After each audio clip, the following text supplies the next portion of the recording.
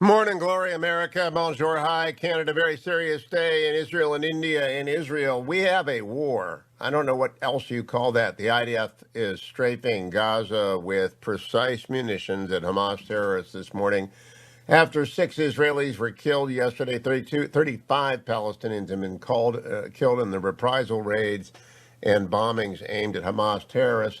Meanwhile, there was a full-scale race riot in Lod, Israel last night, and as we speak, sirens are sounding on the Gaza border, warning of an incoming barrage. Yesterday, Tel Aviv was hit, Jerusalem was hit, and anti-tank weapons were used against civilians. I wonder where they come. And Israel, anybody? So we will watch that throughout the day, and I followed it all day yesterday obsessively. I see a mobilization of 5,000 IDF, not enough for an invasion of Gaza, but 6 Israeli civilians is a lot for Netanyahu to put up with, and I would not be surprised. In India, the catastrophe there is simply off the charts, and COVID desperation is spreading there, according to the New York Times.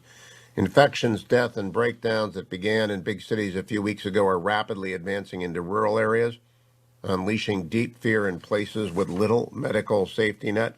They had 3,200 deaths yesterday, 3,200 deaths yesterday, and it's generally understood to be widely unreported. We will return to that, but oxygen is running out throughout the country. The national vaccine campaign is spluttering there. They've had 2 million doses administered each day over the past few days. They are getting it up to 3 million a day. They're still at about 4% of the country vaccinated. We have to rush everything there into Brazil. And this is not merely humanitarian, though it is also the need to respond dramatically to a national security threat to the United States because a vaccine evading variant is likely to emerge from places like India and Brazil where wildfire pandemic spreads. More on that in the show. In the United States, it's Jimmy Carter 2.0. We thought Joe Biden was going to be President Obama's third term. In fact, it's Jimmy Carter's second term. I can't buy gas in Northern Virginia at about 5 out of 6 gas stations. U.S. petrol stations, according to the Telegraph of Great Britain, Financial Times, are empty. And they are in Northern Virginia. I don't know about where you live. Stocks posted their worst day on the Dow since February yesterday. Why, says the Wall Street Journal? Inflation. Inflation. The Biden inflation is here. I've warned you about it. I've warned you about it. I've warned you about it. U.S. home prices, however, continue their surge, according to the Journal.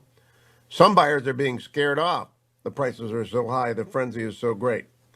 The median sales price for existing single-family homes higher this quarter compared to a year earlier for 182 out of 183 metro areas. That's crazy. In 89% of those metro areas, so close to 90% of the country, median prices rose by more than 10% from 1 year ago. The housing boom is widespread. It's also considered to be stable and not a bubble because there are the typical credit restrictions. U.S. job openings reach a record as hiring slows.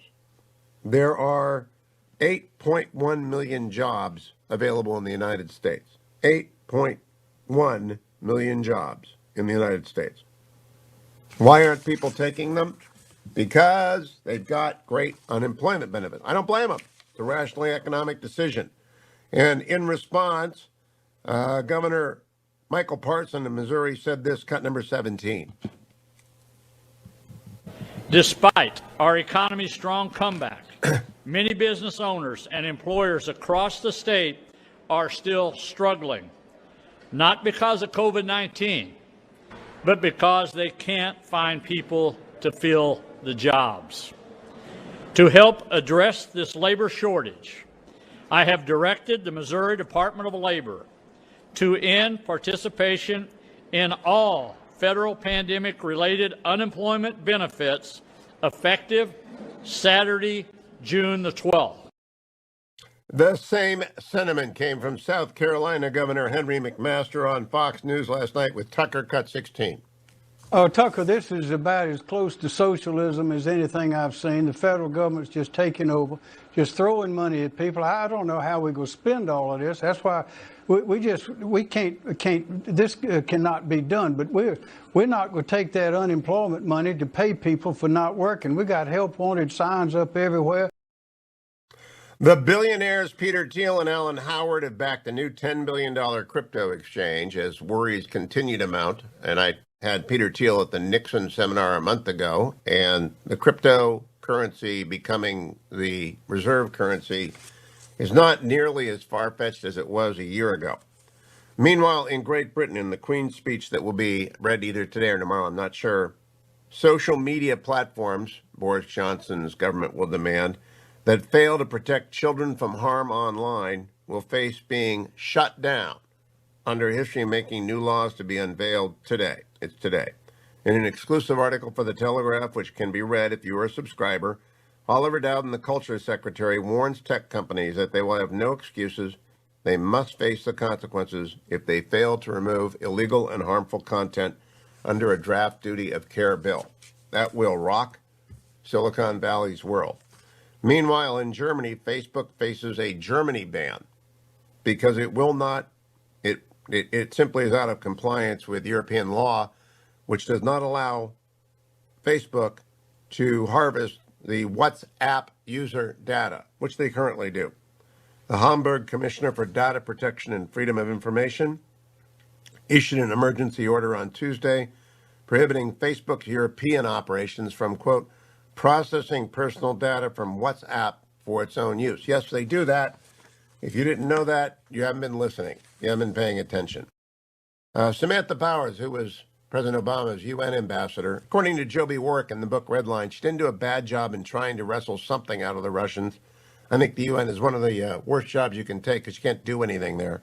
But she's now heading the U.S. Agency for International Development, and she wants to do everything that can be done for India. That is great. That must be done. That must be done. Here's the worst news of the day. China poisoned the world. Then they covered it up because the communists are going to communist. Then they tried to blame the United States for the virus. Then they blackmailed countries with PPE diplomacy. They threatened the United States by withholding PPE made there but owned by us. And now it turns out their vaccine may not work. In the Seychelles Islands, 62% of the population is vaccinated. That's the highest rate of any country in the world. They thought they were well on their way to licking the coronavirus problem, according to FiercePharma.com. But last week, active cases more than doubled, raising concerns that the vaccinations aren't effective. The island nation in the Indian Ocean reported 2,486 new cases last week, with 37% of those coming from people who had received 2 shots. The country uses vaccines, wait for it, made in China by Sinopharm in India under a license from AstraZeneca. A similar situation exists in another Indian Ocean country, the Maldives, where the same 2 vaccines have been distributed. AstraZeneca works, friends.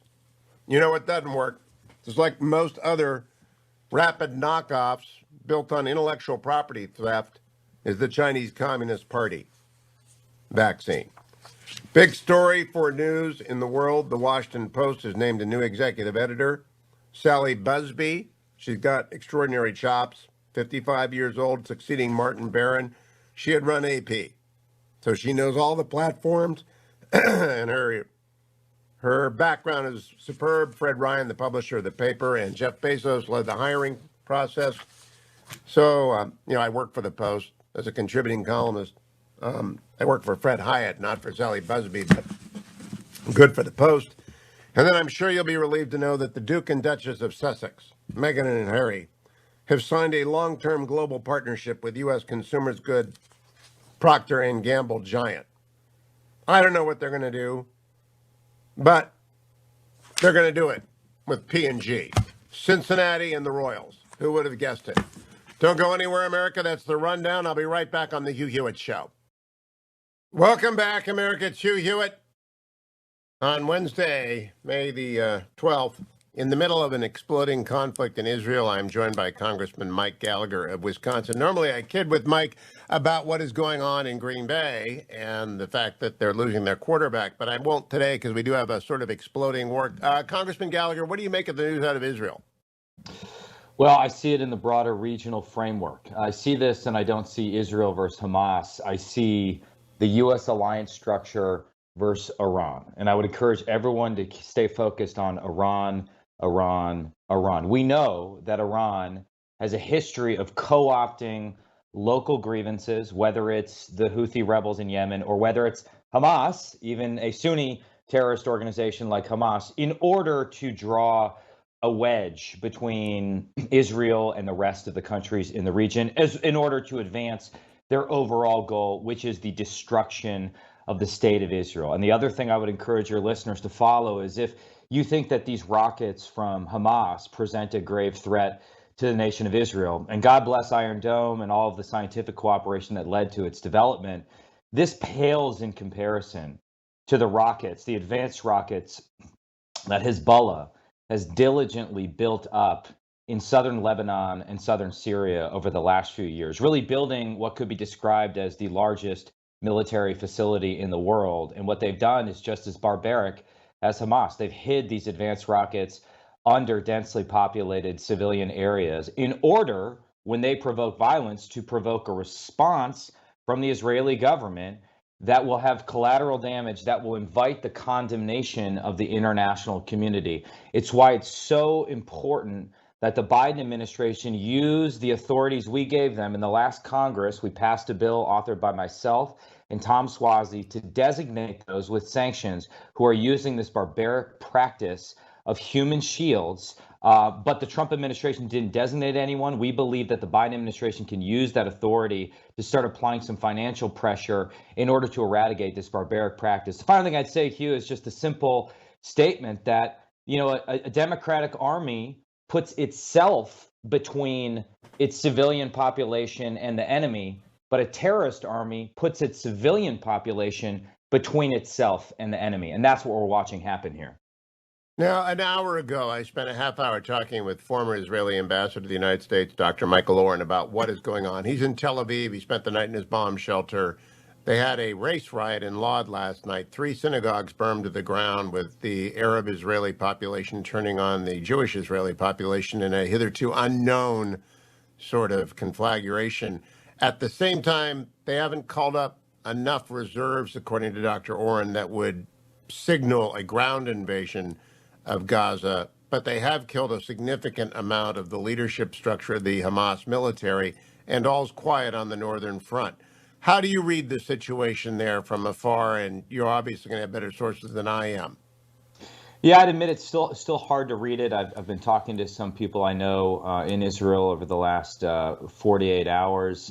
Really, it just comes down to how much Hamas wants to escalate this and thereby force Israel to take perhaps more drastic action. I just would say that now is the time for the United States to be unwavering in our support for Israel, to push back on some of these dangerous narratives that I see emerging from the American left, that Israel is somehow indiscriminately attacking Palestinian civilian populations, which of course we know is not the case. Hugh, I was in Israel during Operation Protective Edge some 7 years ago, and I got an in-depth understanding of how targeted and deliberative the Israeli military is, and what lengths they go to in order to avoid civilian casualties. And I can tell you that it is incredibly effective, and they would not be taking action were they not being provoked by a terrorist group. And I really do think that now is the time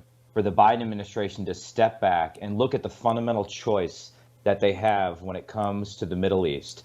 Down one path, they could just build upon the success of the Abraham Accords, enhance the really historic cooperation between Israel and the Sunni Arab Gulf states, which I actually think over time gives you your best chance to solve the Middle East peace process problem from the bottom up rather than the top down, a regionally focused approach. Or they can continue to go down this path of the Obama third term, of putting the JCPOA back together with duct tape, of believing that somehow we need to reach a new equilibrium in the Middle East by actually empowering Iran, and in some ways rejecting the Abraham Accords entirely. And that really is the fundamental choice they're facing right now. And I fear that they're rejecting the Abraham Accords in favor of reviving the JCPOA. And this is just the beginning of the chaos that we're going to see in the region as a result of it. The other thing I think we need to do is put all the information out there that is available, potentially declassifying intelligence if we have it, that could trace these rockets back to Iran. I do believe that ultimately you are going to find that trail back to Iran's support for Hamas. It's well documented. It's historical. I think we would do well to put that information out into the public sphere to let everybody know what's actually going on here and further enhance that regional alliance structure that I was talking about, Hugh. Now, Dr. Oren confirmed what I had seen, which is at the beginning of this, when it was a Temple Mount problem and riot, that some of the Abraham Accord partners with Israel wavered, including Bahrain, but that once Hamas attacked Tel Aviv and central Israel, the Hamas alienated the Abraham Accord partners who were concerned with attacks on the Temple Mount and Dome of the Rock. That would be reassuring. However, there's a lead headline in the Times of Israel today that Team Biden is trying to have it every way that they can. They want to be friends with Hamas. They want to be friends with Iran. They want to be friends with the Israelis, but it's not working. You can't be friends with everyone in the Middle East. You can't. And, we had earlier a readout from a conversation between the National Security Advisor and their Israeli counterpart that prior to this violence occurring, that said the United States was expressing serious concern about a pending eviction of a number of Palestinian families from their homes in a certain neighborhood in Jerusalem, and then the violent clashes on the Temple Mount. And again, I think this is a situation where the administration can't try and be too cute and thread some impossible needle through all of this. It's as simple as standing by your friends and punishing your enemies. And our friends are Israel. We have other allies in the region, and our enemies are Iran and Salafi jihadist terrorist groups like Hamas. And it's that simple. We have to support our friends and punish our enemies. And we have to build our entire regional approach based on that simple framework. And that's what the Trump administration did quite effectively. And I think even their harshest critics have to give them credit for the historic cooperation between Israel and Saudi Arabia and other Sunni Arab Gulf states. And so to reject that approach, to me, just makes absolutely no sense. And Hugh, as I've said many times on your program before, ultimately, I think it screws up all of your broader foreign policy ambitions, because this won't just be the Middle East, right? Vegas rules do not apply to the Middle East. What happens there does not stay there. What happens there will create chaos that will build upon itself and screw up any effort to focus more intently on the Indo-Pacific, on the rise of China, and look at China's advancements and investments in the Middle East itself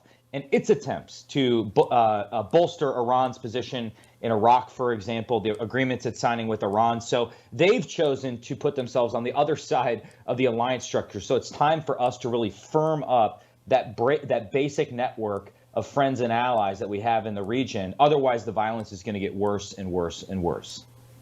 You know, the one mistake you made there is that you can't imagine the Biden administration doing X. They've already done X. They've already tried to have it both ways. I can imagine them doing anything.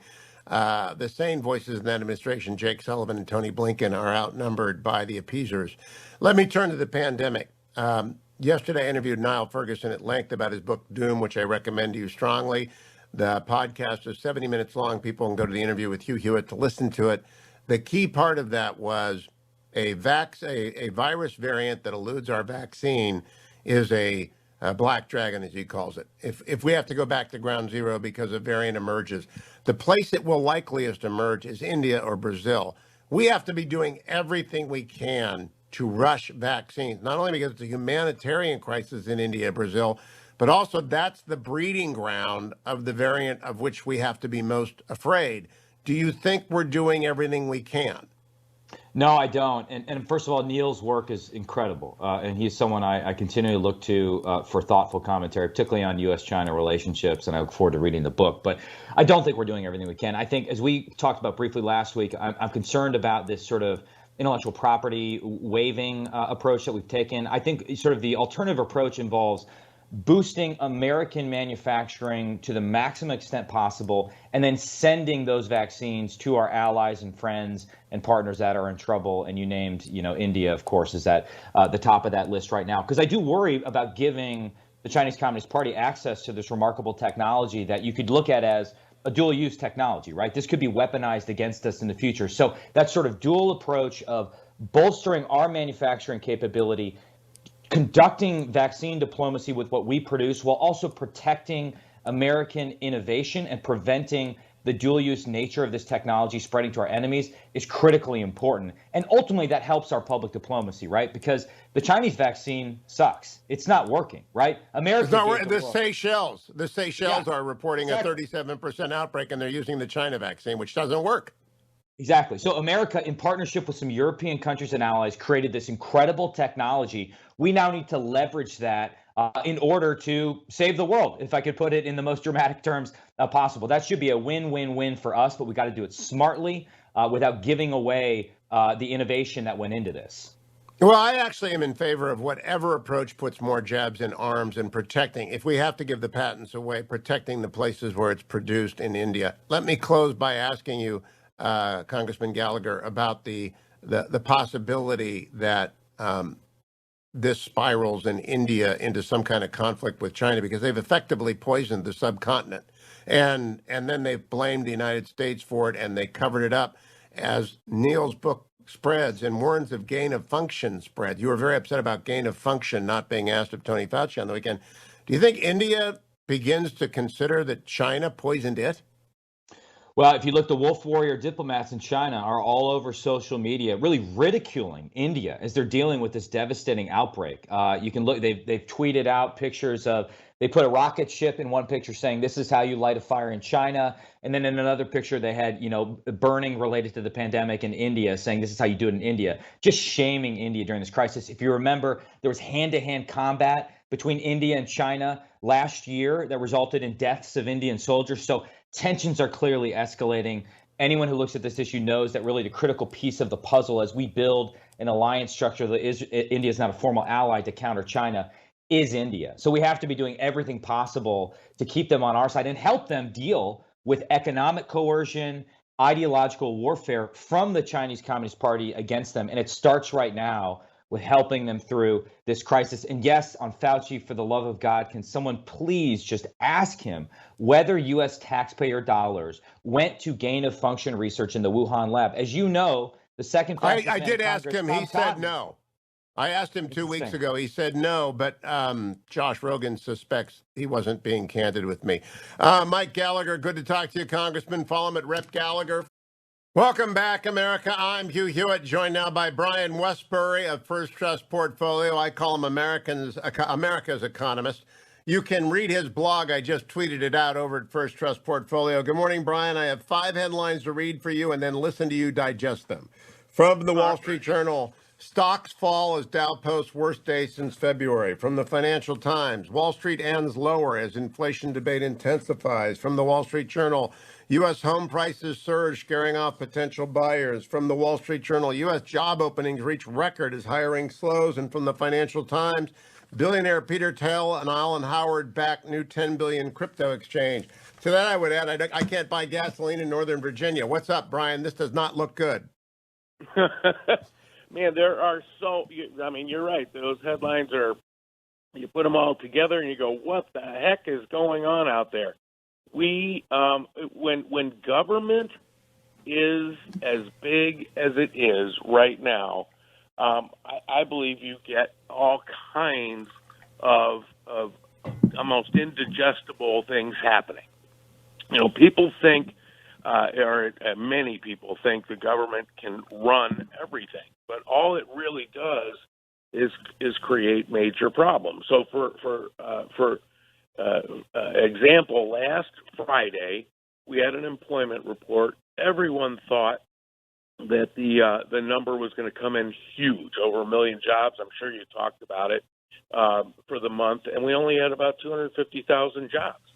And the reason is unemployment benefits are so generous that that workers that employers are having a hard time bringing workers into the workforce.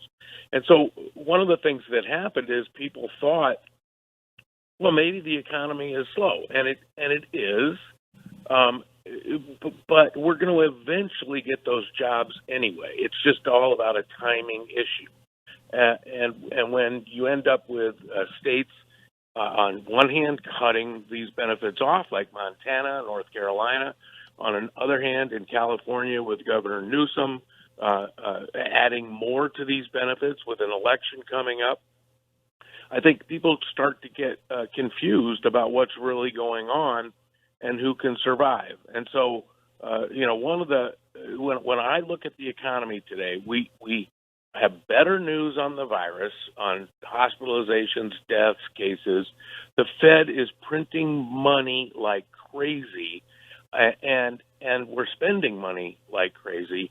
And so we will have 1 month things where people analyze the data, come to the conclusion that something's going wrong, but in the end, the economy this year is going to boom. Now we're running out of gas in Virginia because a pipeline was cyber attacked. And one of the things that happens when government gets involved in an economy is you actually become more vulnerable. One of the first things the Biden administration did was end the Keystone Pipeline. Well, that makes us more vulnerable to this other pipeline. And so when government's managing the economy, you're going to get headlines that sound, that in fact detail things that aren't good. But in my belief, eventually the market figures out a way to get those goods to us, to get those jobs in people's hands, to get people back to work.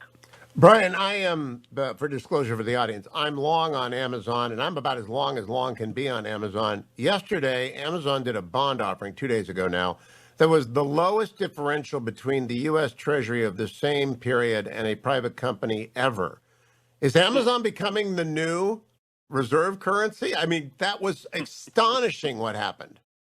Yeah, that's where, right now, when I'm doing a speech these days, this is the line I start with.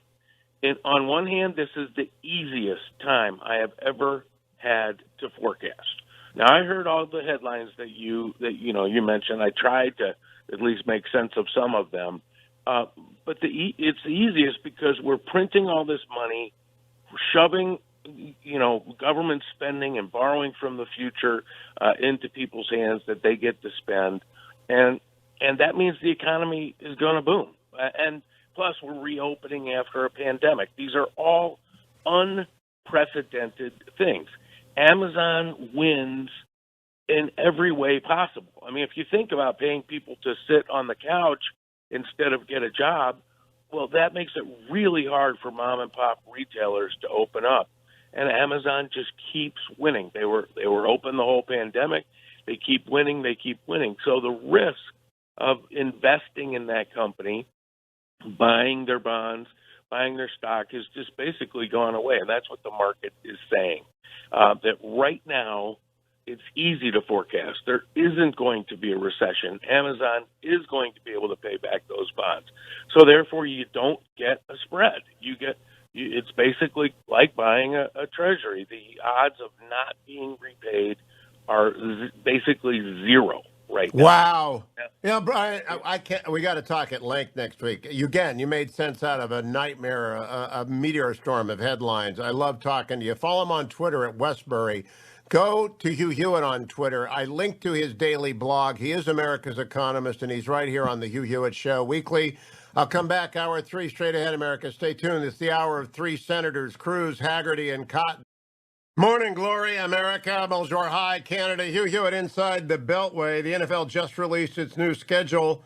The Browns open against the Chiefs week 1, 4:25 in the afternoon, a preview of the AFC Championship next year. The Titans are nowhere to be found, and Tennessee Senator Bill Hagerty joins me now. He's probably sad that the Titans get no love from the NFL. But, Senator Hagerty, there is a season to everything, and this is the season for the Browns. Well, Last time we spoke, you asked me to convey your regards to Jimmy and Dee Haslam. I did. They are very appreciative of you, Hugh, and I think they're very happy with where the Browns are right now.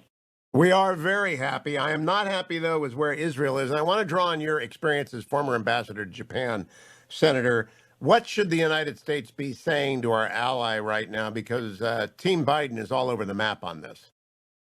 Well, the messages that we're sending right now, Hugh, I think are all wrong. We should support Israel's right to defend its citizens from terrorist attacks.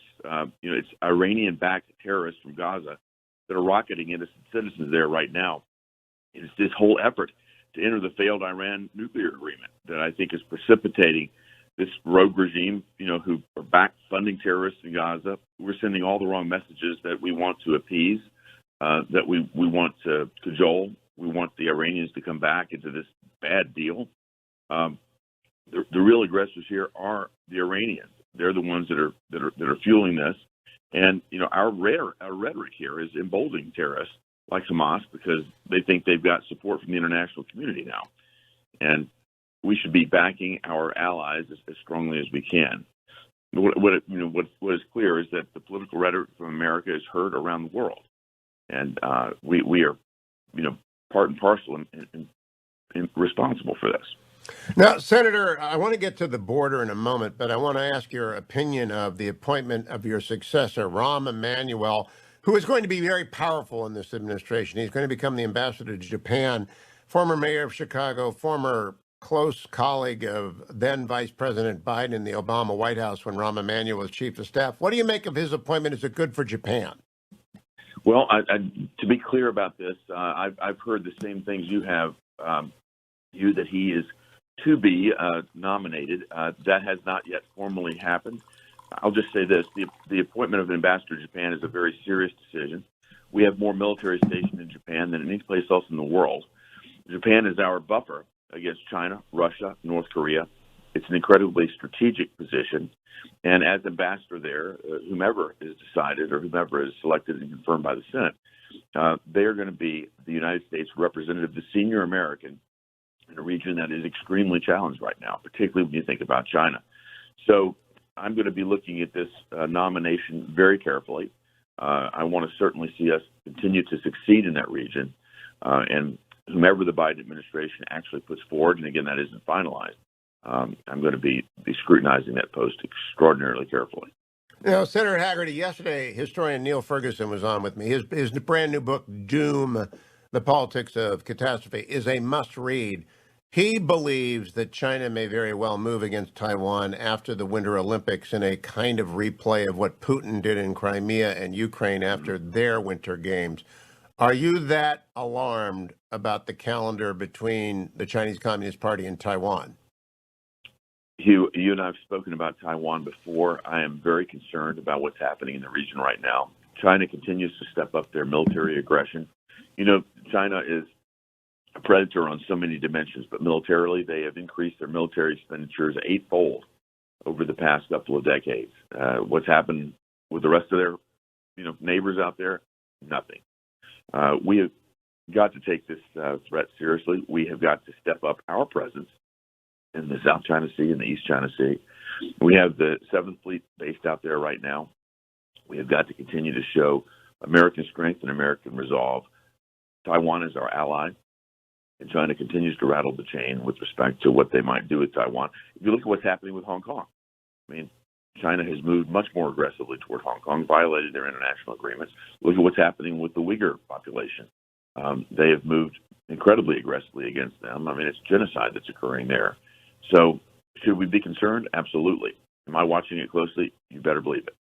Now, let's ask why the senator from Tennessee was in Guatemala recently. What's that all about, Senator Hagerty? That's about the urgency that I feel that the Senate feels about what's happening south of our border. Mine was the first official delegation to visit a foreign country since the pandemic shut everything down. Why did I go there? Because we've got an absolute crisis at our southern border. And I went to Guatemala. I met with the president, with the foreign minister there. I went to Mexico to meet with their foreign minister, their economic minister, to really get to the bottom of what's happening and to begin to come to conclusions about what we need to do to resolve it. What is that? Because I've been emailing with Chris Landau, our former ambassador to Mexico, was very successful in his tenure in Yeah, Mexico Chris was City. a great ambassador. Yeah, he Yeah, represented us so well there. I don't know what's happened. What has broken down? Because obviously all the agreements that were in place with Guatemala and Mexico under the Trump administration have vanished. Yeah, they in almost a knee-jerk fashion, they came in and tore up agreements that had been very hard fought, very hard negotiated, years of negotiation to get to the migrant protection protocols, the so-called Stay in Mexico program. How much effort did it take to get the wall built, under construction, and funded? And by the way, the Congress has funded the wall. There's something called the Impoundment Act that does not allow the administration to stop building, stop utilizing the funds that we have programmed and approved. There's a tremendous concern on my part that the Biden administration is thumbing its nose and ignoring the explicit direction of Congress. But I think the most important lesson that I took away from the visit, Hugh, is that when American leaders speak, foreign countries listen. They heard a candidate, Biden, say, "Hey, if I win, we'll treat you better." That creates hope in the minds of people who are desperate, and also it creates an ability for the so-called coyotes, the people that smuggle human beings across the border. That's a marketing slogan for them. When you say, "I'm going to impose a 100-day moratorium on deportations," that's like saying, "I've got a blue light special at Kmart. You better get it done quick." But that creates a sense of urgency. And then when you talk about $15 minimum wage, $1,400 of stimulus checks for illegal immigrants, COVID vaccinations for everyone, all of this is creating a giant magnet, false hope. We're not going to have the $15 minimum wage. I can tell you, Hugh, that's not going to pass the Senate. But that's what's being marketed to very vulnerable people south of the border. Now, Senator, I got to ask you, in terms of the inflationary effect of additional spending, I did all the headlines for the last 2.5 hours about the markets being in an uproar because of this inflationary spike we see everywhere. And yet we can't buy gas in Northern Virginia because of the pipeline cyber attack. And I am curious, do some of your Democratic colleagues realize now is not the time to spend $4.5 trillion? Maybe the serious infrastructure solution that Senator Capito has negotiated on behalf of the Republicans, but 4.5 trillion, that will turn a bonfire into an inferno. Hugh, you're exactly right. They just need to look at what's happening to the 10-year Treasury to see that directionally this has been moving toward inflation ever since this talk of rampant stimulus has begun. And if we don't put a stop to this now, we're going to be in the old stagflation days of Jimmy Carter. Do I think the Democrats care about this? No. I think they're trying to push forward as much as they can inside this narrow window that they've got. This narrow window meaning this 2-year window from the time that Biden was appointed. They took 50-50 position in the Senate, and what is it, a 6-person hold over the House of Representatives right now?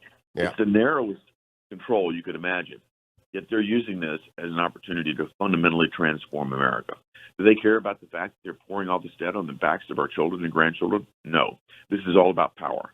It's about grabbing more power for them and fundamentally transforming America, to use their view. This is something that we've got to stand up against every day. Your messaging on this, my messaging, and everyone else needs to be talking about the negative effect it's going to have on our economy, the fact this is going to set America behind. Last question, Senator. They are proposing to end stepped-up basis, which will be a nightmare for small businesses. It's a success tax. It's a second death tax. It's a nightmare. Is that going to fly with your Democratic colleagues? We have 1 minute. I think that when they think this one through, if they care, if it's not just another messaging effort by the Democrats to stick it to the man, if you think this one through, Hugh, the people that have capital gains will time those capital gains. They'll just try to outweight the Biden regime. And what that does is it freezes capital in place. It means that there will be less capital circulating in the market, less capital being attracted to higher returns, less capital being attracted to opportunities that would create jobs for Americans. This is going to stifle our economy even further. The data suggests and proves that when you raise capital gains tax, when you do away with step up, you just don't receive the tax at all because people will wait you out. That's what's going to happen here. They'll freeze capital in place, and it'll dampen our economy. Senator Bill Hagerty of Tennessee, always good to talk to you, Senator. Keep coming back. I'll be right back, America. Don't go anywhere. It's the Hugh Hewitt Show. Welcome back, America. Hugh Hewitt. I'm joined now by United States Senator Ted Cruz. Good morning, Senator. How are you? Hugh, good morning. Good to be with you. I want to congratulate you first on endorsing, and not only endorsing Glenn Youngkin, you stumped all over the Commonwealth for common sense conservatism with him, and he won. And you had a big part in that. Why did you endorse Glenn Youngkin? I did the same. I know why I did, but why did you do it? Well, I've known Glenn for a long time. He and his wife Suzanne are personal friends of Heidi's and mine. We've spent time with them. We've stayed at their house. We are friends, and he is a very impressive guy. He is a major CEO. He's been a business leader for 30 years. He's smart. He's principled, and I think he's a very attractive candidate.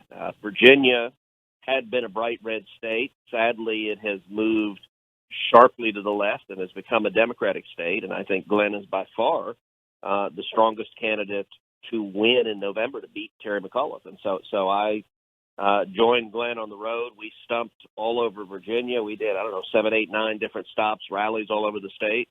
It was encouraging. We saw big crowds. Thousands of people came out to see us, and they were energized. And I was grateful that on Saturday, when the people of Virginia voted, that they agreed with you and they agreed with me, and Glenn won a resounding victory, and I think he's very well positioned to win in November. Which one of the great things that but Virginia with an off-cycle election, it has historically functioned as a canary in the coal mine. It is the first chance the voters have to register their views on what's happening in Washington, to register their views about what Biden and Schumer and Pelosi are doing. They're going so wildly left that historically when that happens, the voters of Virginia have typically turned to a Republican as an early sign of, hey, the train is off the rails in Washington. And I very much hope that's what will happen in November as well. I saw a clip of you, and you spoke to an issue near and dear to many Virginians' hearts. I am a common sense conservative. I'm supporting him because I think I live in Virginia, and the taxes just can't keep going up, and the traffic has got to get better, and the schools are a mess, and they want to do away with advanced math. I saw you speak, though, to Second Amendment rights. I got a message last night from Kurt Schlichter, my friend and occasional guest host. Is he good on Second Amendment rights? And Kurt doesn't trust me on this. I think I last fired a .22 at Camp Notre Dame in Erie, Pennsylvania 50 years ago. So I don't know anything about guns, but I think you spoke to that. He's good on the Second Amendment.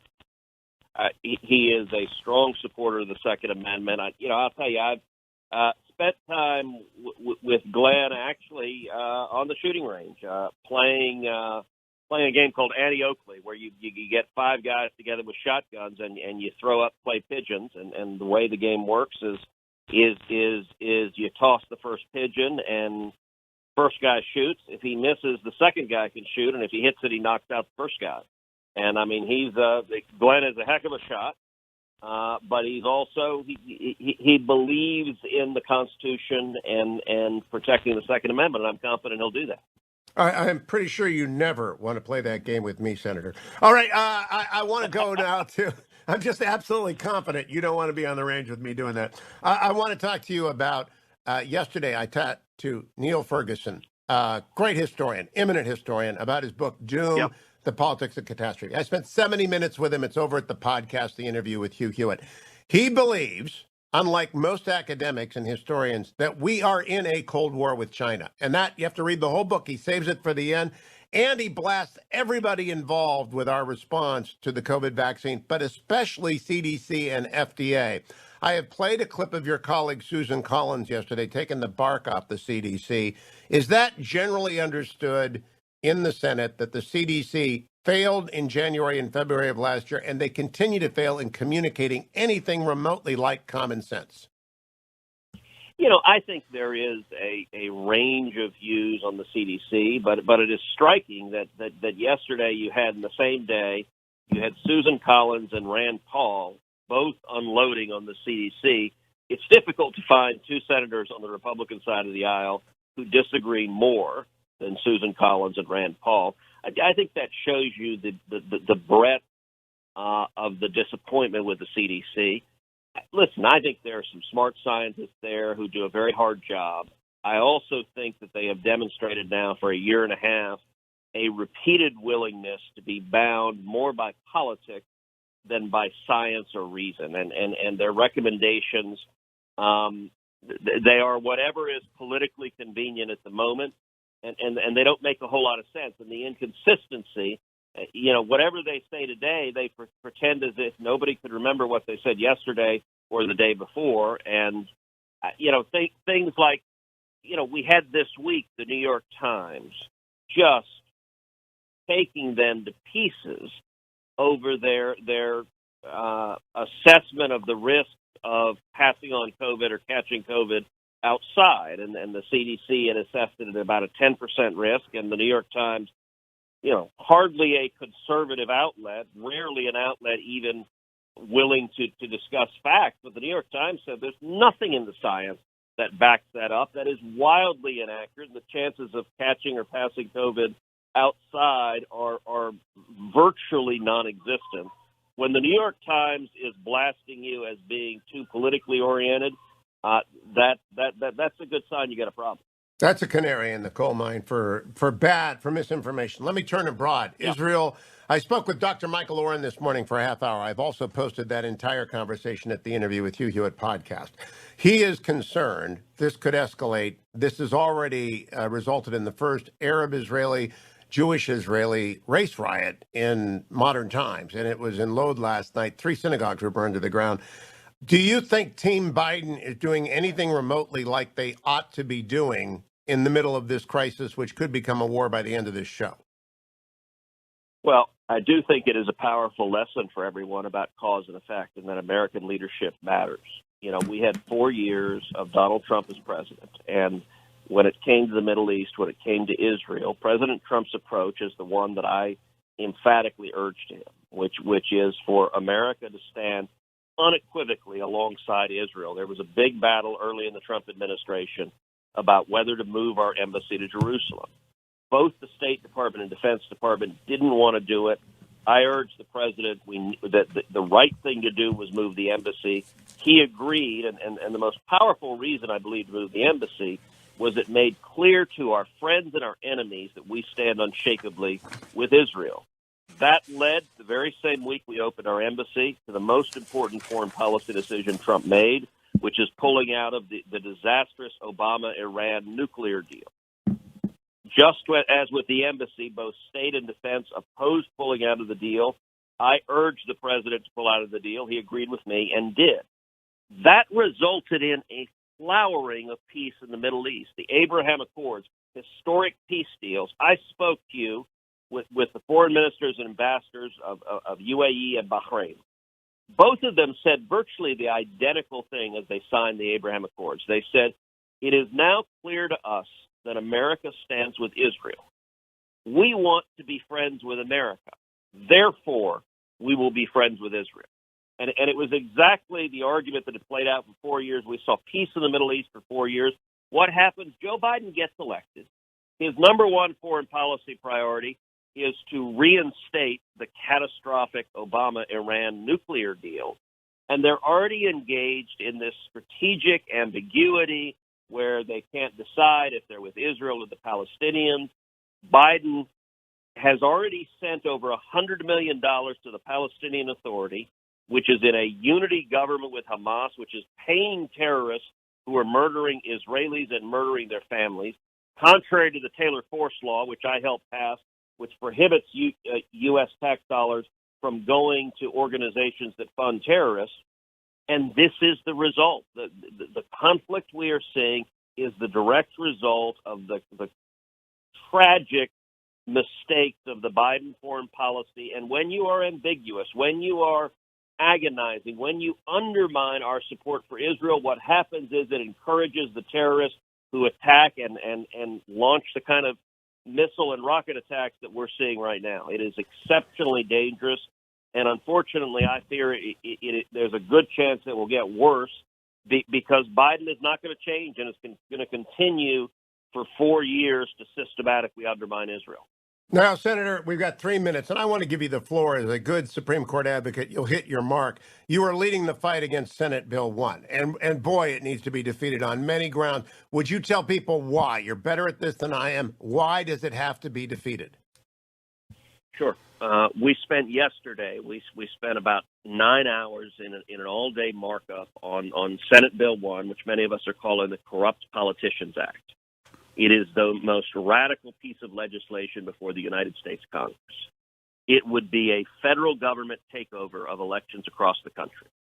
It repeals virtually every voter integrity law passed by the states all across the country. So, for example, 29 states require voter ID to vote, a common sense position that 75% of Americans support. The Corrupt Politicians Act repeals every one of those laws, makes it illegal to require voter ID.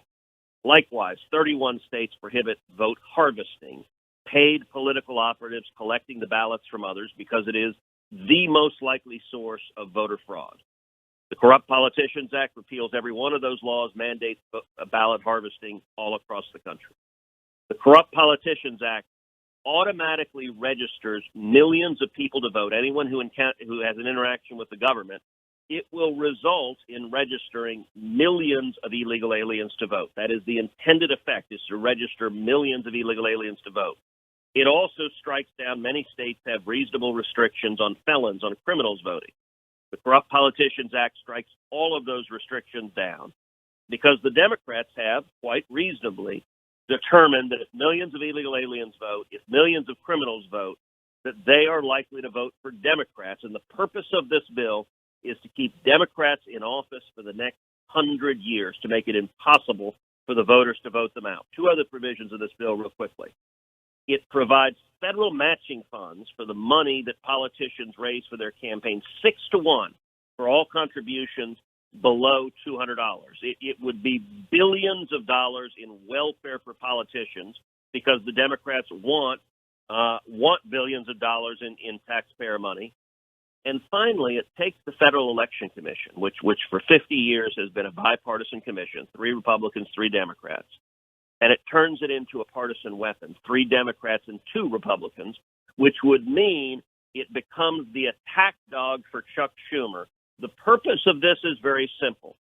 Biden, Schumer, and Pelosi believe if this passes, the voters will not be able to defeat them, and they stay in political power for a century. And so I'm leading the fight against it, but it is as brazen a power grab, as brazen an attempt to change the rules and rig the system. And, yesterday Chuck Schumer talked about Jim Crow. I pointed out Jim Crow laws were horrible, they were bigoted, and they were offensive. They were written by Democratic politicians, they were enforced by Democratic politicians, and their purpose was to keep Democratic politicians in office and make it so the voters couldn't vote them out of office. This bill is Jim Crow 2.0. It's Democrats doing the same thing, trying to rig the system and disenfranchise the voters. It is a horrible, horrible bill. Well said, well argued, and on time. Senator Ted Cruz, thank you. Keep coming back. Keep fighting S1. It's got to be defeated. Thank you, Senator. Welcome back, America. I'm Hugh Hewitt. Breaking news minutes ago, the IDF identified and Shin Bet 6 Hamas senior leaders killed in reprisals against the Gaza terrorist organization. I'm joined by Senator Tom Cotton. Senator Cotton, what do you think of what's going on in Israel, the Biden administration's response, and what should the United States be doing right now? Well, we should be doing more to stand by our close ally, Israel, and the Israeli people. They're being attacked once again with hundreds of rockets and mortars fired from terrorist organizations like Hamas, likely backed by Iran. It's possible they may need a resupply for their missile defense systems. We should certainly be forward-leaning on that, and we should condemn these attacks and make it clear that we'll do whatever it takes to help Israel protect itself. The first action by Team Biden was to have National Security Advisor Sullivan call his counterpart in Israel and ask for de-escalation. That was roundly criticized in Israel. What do you think of it, Senator Cotton? Yeah, that was disgraceful to call on the government of Israel, democratically elected by its own people, to stand down in the face of terrorist assaults. The only people escalating the attacks here are Hamas terrorists who are firing these missiles at innocent civilians. Israel and the Israeli Defense Forces go to the ends of the earth to protect civilian life, whereas Hamas and terrorist organizations like Hamas intentionally use civilians to protect themselves. Now, Senator Cotton, Senator Cruz was just on. You were part of that hearing on S1 yesterday. What do we make of this bill? Does it have any chance of passing? Well, Hugh, what to make of it is the Democrats are worried that they can't win elections in the future because their agenda is so radical and so far outside the mainstream. So they want to rig the rules for future elections. They want to federalize all elections and have crazy practices like mandatory mail-out ballots and ballot harvesting. Ballots are coming in up to 10 days after the election, and mandatory same-day voter registration. We don't want that in Arkansas, and most states don't want it either. They run their elections perfectly well. A lot of states are working to improve their election processes right now. And not only do the Democrats not have 60 votes for this bill, right now they don't even have 50 votes for it. So as things stand now, no, we're going to stop this crazy effort to federalize our elections. And, you know, if you ask us what our response is to this bill, what we would do to federalize elections, my answer is we don't have a bill to federalize election because we think our states and our municipalities are best situated to run elections for their own people. Good response. You have similar good news on the $4.5 trillion that President Biden wants to throw on the Barbie. Really, we have inflation that is now spooking the markets and clearly present in the system, and he wants to throw fuel on the fire. Do you have good news on that? I know, Hugh. I was just out for a run this morning, and it felt like I was going back in time. I saw at least 8 or 9 cars in line on the roads waiting to get into a gas station. So thanks, Joe Biden, for bringing back the wonderful 70s. You have gas lines and inflation. I think more and more Democrats in Congress are getting worried about their reckless spending and their taxes that are going to crush our economic recovery, especially in light of the very disappointing jobs report from last week. So we will see how some key meetings of our leadership with people like Mitch McConnell and Shelley Moore Capito go at the White House this week. But again, I think right now the Democrats are beginning to worry about what the future holds for them if they continue down this headlong path of more taxes and more spending, which is going to lead to more inflation, fewer jobs. I believe the leader has offered hard infrastructure, and Senator Capito is negotiating that. Would that include the Shipyard Act? Because we actually do need to upgrade the shipyard, Senator Cotton. Yeah, I hope so, Hugh. I support the legislation, sponsor the legislation that will invest billions of new dollars in our shipyards to help expand our Navy. I think it is amazing. It is truly amazing that in proposing $6 trillion, think about that, Hugh, $6 trillion of new spending, which is more than the government spends in a single year on everything combined, the Democrats couldn't find a few nickels rolling around the federal government's proverbial cushions to spend on defense. And in fact, defense is getting a cut in Joe Biden's budget this year. So we shouldn't be spending this money to begin with. But if we are going to spend that much money, we certainly need to invest in our military and make sure that we are accelerating the programs that are going to help recapitalize our Navy and our Air Force, modernize our Army, and make sure our troops now and in the future have the very best cutting-edge technology and weapons to keep our country safe. Senator Cotton, I got a rebuke when I said they were cutting defense from one of my friends in the Biden White House. Said, "Oh no, the top line's going up." To which you respond? Inflation, Hugh. I mean, it's about to be a pretty big cut when inflation gets even higher. But look, there's a clear direction that the military needs to go. Democrats and Republicans alike have agreed on this for years, is that you need 35% real growth. That means 35% over inflation. The budget is relatively flat this year, which means even under past inflation measures, it's going to be declining in real terms. Under what inflation looks like it's going to be in the next year, it's going to be declining even more. A massive cut. I mean, if everything is going up and the basic commodities are going up, the Army, the Navy, the Marine Corps, the Air Force will be crippled. Senator Cotton, good to talk to you. Hope that run was fast. Hope the weather is good because I'm going out now. Senator Tom Cotton, follow him on Twitter at @SendTomCotton. Don't forget, at the interview with Hugh Hewitt, this morning's long interview with Michael Oren from Israel on events on the ground there. Yesterday's long interview with Neil Ferguson about his book, Doom, The Politics of Catastrophe, a must-listen-to podcast. Go and listen to them both at the interview with Hugh Hewitt. I'll be back tomorrow on the next Hugh Hewitt Show.